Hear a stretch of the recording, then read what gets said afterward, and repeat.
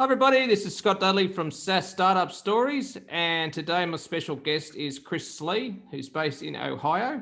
Chris is the founder, principal, and chief product officer at AWH, a software engineering firm, and he has 30 years of experience developing innovative digital products. Chris is also the CTO of Include Health, which is a digital musculoskeletal health company delivering next generation musculoskeletal care and training. Welcome to the show, Chris. Are you ready to rock and roll? I am. This is gonna be a lot of fun. I'm looking forward to it. Absolutely. Let's get started. All right. So let's go right back to the start. Talk a little bit about your background and what initially got you interested in the SaaS space. Yeah. So way back in the day, from an engineering perspective, AWH was building software products, and we started out early in the late '90s. Actually, we built e-commerce platforms. And one of them got used by Microsoft for 11 of their internal e-commerce sites. So this is back before there was Shopify, back before there was any of those kinds of things. So we built that product out, but it was a singular product, a single instance for a single customer. And then, so if you think of a bank who wants to do internal purchasing for pens and equipment and cups and those kind of things, that was pretty revolutionary back then. But we would build that piece of software, we'd deploy it, and then we'd have to maintain that version of it, and then we deploy it somewhere else and have to maintain that version. Each customer would be asking for separate features, and you would just get this wild scope creep of, oh well, what version are they on, and what changes have we made to that version, and everyone had their own version. So it was pretty obvious even back then that there had to be a better way. And the analogy we used was, look, if you're going to build a resort, is it better to build a one resort, one pool, one thing, or a bunch of bungalows along the beach, each having their own maintenance and infrastructure to maintain? Yeah. And sort of that's the mental picture we had. So we always gravitated towards building the product one time, maintaining it one time, and selling it to a lot of people. So that's sort of how we got into the space. Excellent. All right. So you've got a little bit of experience with both VC money and bootstrapping. So do you want to sort of tell us a bit about your experiences with both of those, and maybe include health in that as well, your most recent up-to-date adventure? Yeah. So you always have the philosophy or the struggle when you're a new company. If you're not being funded from a corporation where, hey, I'm coming out of an innovation space, I'm building a project, it's part of a large organization, and they're taking that to market. So there really is no real funding problem, right? That's sort of our third avenue of funding is it's just an extension of another company that's going out into a new market or expanding into the market they have. Your other two options are the founder is writing checks and bootstrapping it, and then you sort of go into the struggle of features you can afford versus features that the clients want, and then the next version, and sort of you're constantly managing that back and forth. What are our clients asking for? What's the next thing that's going to either help us penetrate deeper into this niche that we're in, or sort of across the spectrum? And then how much money are we bringing in versus how much have I already put into the system? Those people, we try to help with finding grants, and there's competitions you can go compete in, right? So you can raise some money without giving away parts of your company, okay, while building it, right? So either, and then of course you get into the friends and family financing where you're borrowing money from people that and that kind of thing. Yeah. And then you can go into, and normally what will happen is, at least in our space here in the States, is there's a period of time where a company is building it themselves. Like an entrepreneur comes up with an idea, here's what we want to do, let's go to market. They're going to build enough of that to show somebody what their idea is. And so unless you've taken unicorns out and sold them, and then you could turn around and go, hey, I need $350 million because I got this great idea, but I'll tell you about it after I have it built. No one believes you, right? So until you've done it a couple of times, what you're really looking at is you need to really flesh out that internal sort of what is the product, what is the customer targets that you're looking for. Here in Central Ohio, we have an organization called Rev1. They are early stage, almost think of them as angel type investors, but it's an institution, and they're a startup ecosystem. And what their job is to start spinning the wheel for a startup, to allow infuse a little bit of cash, give them a space to work out of, those kind of things, connect them to larger organizations or to sort of hiring pipelines, and then you move them to the next step, which is maybe a larger chunk of cash, and then move them to the next step, which is they then go into either a mezzanine round or a seed round or something like that, right? As they start to build their capital requirements. Are they advisors as well? They're advisors as well, and that's one of my roles. Is I'm an advisor at Rev1. Ah, I see. So like as a company may come in and start to interact with Rev1, I'll do technical due diligence and some of those kind of, just to make sure that their claims are accurate. If they say, hey, we built this prototype and it's going to change the world, did they really build a prototype? Does it actually do the things that they say it's going to do, right? So there's a little bit of technical vetting, before we go into that next step. So you're pretty well course, versed. Oh, sorry, keep going. Sorry. Yeah, and then of course that incubator or that startup sort of space's job is to get them to the next level, and then there's your early rounds, and then here in Columbus we have several large venture firms that will do your hundreds of $1 million rounds. So there's sort of this trajectory that an organization can go through, at least here, right? Okay.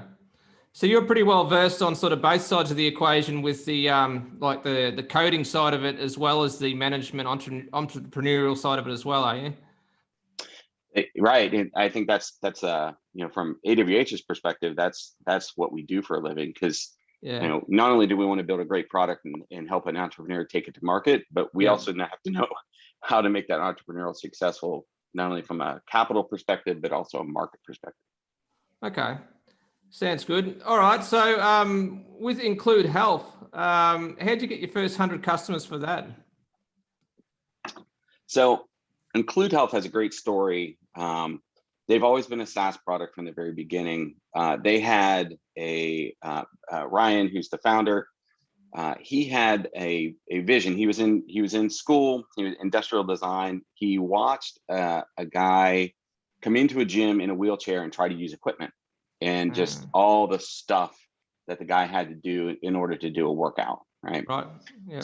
So as his thesis, he designed a machine that would be accessible. So and then over a period of time, he won competitions and won grant money and those kind of things to keep it going.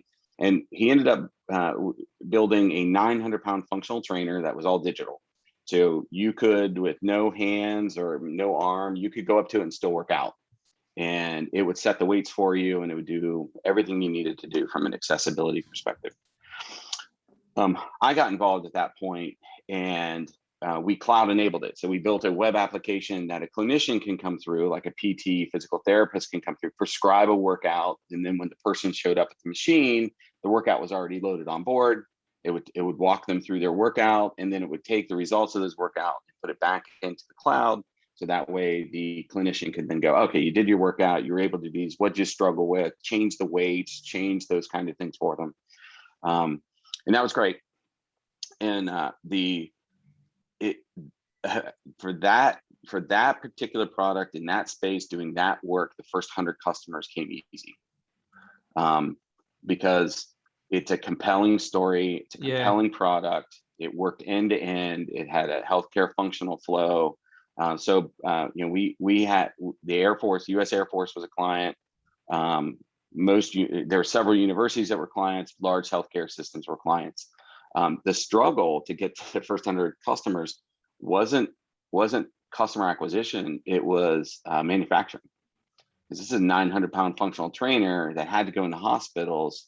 So there was a high requirement for, that the cables had to be antibacterially coated. I mean, just things that you would not normally think of if you're going to go build a piece of exercise equipment, right? Yeah. But so it all had to sort of go up a notch. So acquiring people who wanted to or finding people who wanted to buy that product and producing enough of that product to sell to those people was really the issue. So then we switched to a sensor platform because people went, hey, if we're going to buy this piece of equipment, we have all this other equipment, rowers, bikes, leg presses, whatever. So we ended up building a sensor platform that we could put a sensor on any piece of equipment and tie it into that cloud platform. So I can now not only prescribe you to go to that functional trainer, but then I can tell you, I want you to go onto the bike for 10 minutes. And then I can tell you, I want you to go do 3 sets of 10 presses of leg presses, and I want you to do 45 pounds with weights, and we can watch that whole sort of thing happen. And so that's where we went next. And but then we pivoted from there. We'll talk about, I think, a little bit later when we talk about what happened with the pandemic, when people stopped going to gyms and clinics. Okay. So is there much competition for that? Like, is there anybody that's copied you, or? In the functional trainer that we had, because it was targeted to accessibility, there are obviously other pieces of fitness equipment out there. I mean, you look at Peloton, you look at Echelon. I mean, there's a lot out there. This was really targeted into a healthcare recovery niche.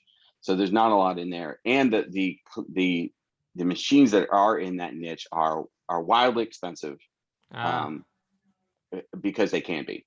Right, because of all the tier of requirements to sell into that space, just from a manufacturing perspective, meant there's not a lot of competition there. Okay, interesting. Yeah. All right, so let's also talk about some of your failures and the businesses you couldn't get off the ground. Yeah, my best example of this is it's a SaaS product. It was aimed at asphalt pricing. So if you think about, if you had a large parking lot, you were Target, Home Depot, Macy's, whatever, and you have lots of locations, and they all need maintenance. You don't have your own maintenance people go out and resurface the large parking lots and restripe them and all those kind of things. Those are contracts that you send out. This particular company was in that business. They would do that. So like Home Depot, to use as an example, would put out a bid, and then you'd have a bunch of people going, oh, okay, I'm in that area, I could do that. And then you'd have 4 or 5 local contractors bidding against it. Meanwhile, they'd put out a bid somewhere else, and you'd have a totally different 4 or 5 people bidding on that one. And so what this product was twofold. One, it allowed, like that Home Depot example, to place that bid, but the real sort of part of it was it allowed, using some mapping features, it allowed an organization to sort of take out the square footage and take, zoom into problem areas of a parking lot, and then like really look at, okay, we're going to have to rip this all out and go down to the gravel and then rebuild it, this little part, but the rest of it's sort of easy. And so it allowed them to put the bid together, right? Okay. Software worked great, did exactly what it was supposed to do. The problem came in the fact that the guy who started this SaaS product was known in the industry. So a lot of times we say you should build into the industry, right? Build what you know. Well, that's what I'm thinking. Yeah. Yeah. The problem was his potential customers of this product were competitors in his regular business. And so they did not trust using the piece of software because they thought all of their numbers would be available to him and he would use that as a competitive advantage. Yeah, I'll say. So this is one of those rare situations where it had nothing to do with the product not working. It had nothing to do with customers not really needing it. There was a need for this it was the who built this particular product became the issue, which is a lot of times an edge of the problem that a lot of people don't think of because it rarely comes up, but it in this one it did, and he just couldn't get traction. Interesting. All right, well, time for a laugh. What was the funniest pitch you've ever gotten from somebody wanting to build a company? Yeah, we get as a product engineering firm, you get a lot of entrepreneurs coming who go, hey, here's my idea. here's what I want to do. This particular entrepreneur came to me, and we set up a meeting and came into the office, and he pitched this idea of, I want to build a recharging system for cell phones. It's like, all right. I mean, because we do obviously a fair amount of industrial and electrical engineering and IoT and things. So how's it going to work? He's like, well, it's just a piece of software. I don't want to build any hardware. Okay, there must be something I'm not getting, right? It's like, no. Since the screen of your phone when it's off is black, it should act as a solar panel. And then I should just be able to write a piece of software that takes that from the screen and then charges the battery. Oh, geez. Exactly. Yes, that moment of, you don't really understand how this works, do you? And so that still stands out as the one pitch that it just never needed to happen. If there was any like sort of base understanding, it's like, okay, so that's not going to work. So. Okay, it's a classic. Yeah. All right, so we've already sort of alluded to this, but how has the pandemic changed your business, the way you do business, and the way that you will do business in the future? So I'll talk a little bit about Include, because the pandemic was pivotal for Include Health. Like I said, we were building a 900-pound functional trainer. We were building an IoT sensor network, and we were selling it into, we'd manufacture it, and then we'd sell it, and then we'd manufacture it into, a particular location, and then wire it up, and then maintain it, and all that. And it was great for PT. And then the pandemic hit, and there was no gym to sell to. There was no, all elective surgeries were gone. You weren't getting knee replacements. You weren't getting any of those sort of surgeries that required in-clinic physical therapy. There was no market. It was gone. And of course, no one knew when the thing was going to come back up. Now, fortunately, Include Health is good at research and development, sort of spending time in research, like what else is out there, what's the next phase. And our CEO early on identified that, we were building big, huge pieces of equipment that were hard to manufacture. And then we were building sensors, which were much easier to manufacture, and we can distribute them, right? That was an easier play. But what if we didn't have any equipment at all? And so we had done some commercialization work with Children's Hospital out of Cincinnati to do vision only. Now, it still required a 3D like LiDAR camera, like an Xbox Kinect camera kind of thing. But we could watch somebody do movements and tell what they were doing. And so I could count reps if you were doing, sit-ups, or if you were doing squats, or, things that didn't require equipment, right? So if I wanted you to go do some calisthenics versus going and using a leg press machine or even that big functional trainer, like we started into that, okay, we got to get to the next tier of this. So when the pandemic hit and all the equipment sort of got stuck, we spent all of our engineering time on our machine learning and vision algorithms, and the company totally pivoted now. So if you go to IncludeHealth.com now, you won't see anything about the equipment really. All you're going to see is our vision capabilities, and the fact that from any camera, like your web camera, we can send you a link, and we can then watch you work out. So a clinician can still go, hey, I want you to do lunges, and I want you to do squats, and I want you to do, sort of PT recovery activity, non-equipment. Okay. And then you do them. We can actually count your reps. We can tell your range of motion. We can do assessments to see how balanced you are and all those just from a camera. And then that all goes back to the clinician for them to evaluate and sort of get the results, and then prescribe the next set of care for you. And so there's no equipment. So we went from a 900-pound functional trainer to your webcam. And the pandemic really forced us to do that. We wouldn't have gone there without the pandemic. So in some ways, it was a good thing to happen in some ways. Right. Yeah. I mean, there are obviously terrible consequences across the economy and across the world and human. Yeah. In this particular very small sliver, it forced us to Yeah, react to it, exactly. and we came out as a stronger organization. Yeah, perfect.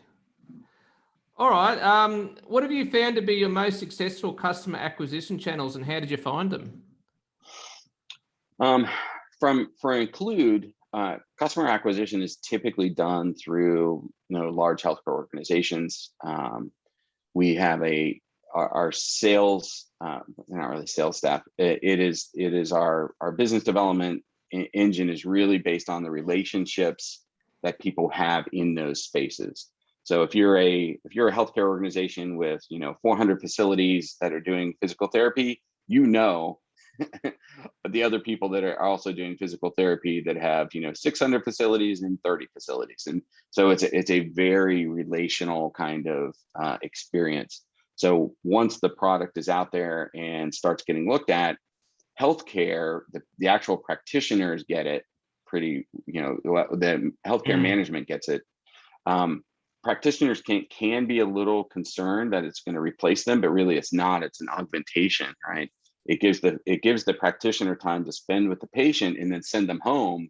The patient does their recovery at home, but it's monitored. We can actually tell they're doing their recovery, and then when they come back to the clinician can look to see what was the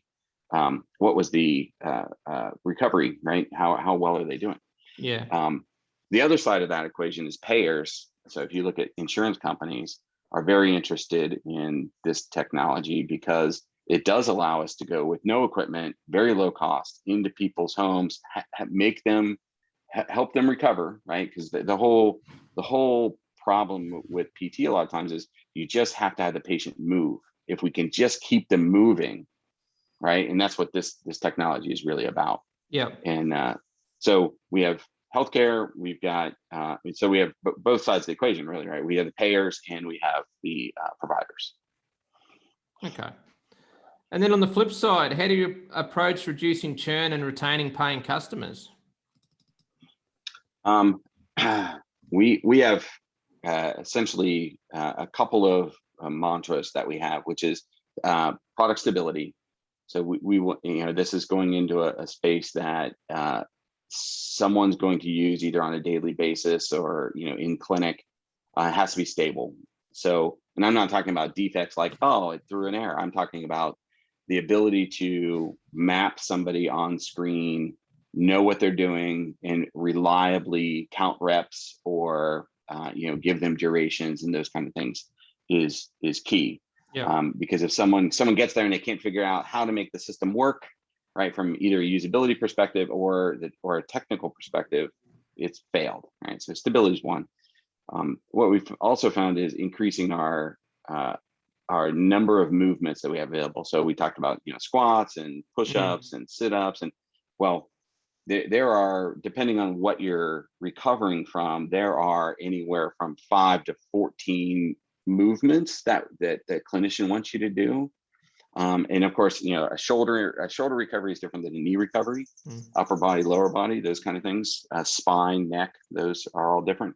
So increasing our library to cover more and more of those movements, so that way the next sort of medical target or next diagnostic target can be covered by the system. Those are our big ones. Makes sense. Okay.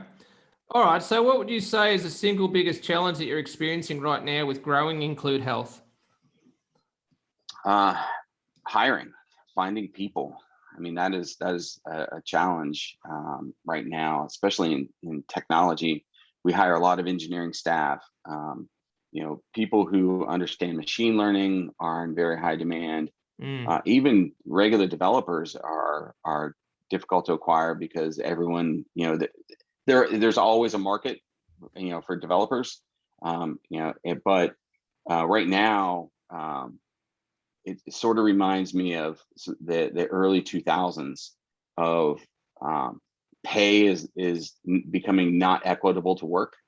So having like, hey, we just need an engineer. Normally we'd pay $100,000 for this person. Well, right now, because of how the market is, pay them 200. Well, that then for that person in their career now goes, oh, that's what I should be making. and they will never be able to leave there. And as soon as the company doesn't value that position at that rate, there's going to be a problem, right? Yeah. But right now, no one's thinking about that. Just like they didn't in the early 2000s, no one really focused on that. So we're sort of seeing that same wave happen again. So acquisitions are a big problem at this point from talent and finding the right people. Yeah, a few people have said the same thing. All right, so what would you say is your favorite business book? My favorite business book is Traction, and it's a book about EOS, and I infect every company I go to with EOS. Gino Wickman. Yes. So that is, we have been very successful in turned organizations around simply by understanding the fact that a business has an operating system.